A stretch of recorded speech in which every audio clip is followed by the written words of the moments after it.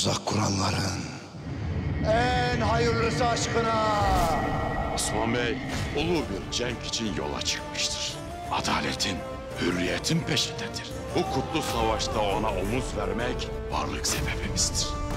Sancağında, konağında benim elimde.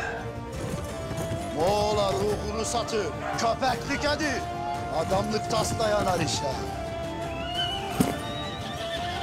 Babamın fethettiği bu topraklarda senin leşini gömedim. Kökünüzü kurutacağım bu uçta. Destekle o zehirli dilini. Zalimleri affetmek mazlumlara zulmettir.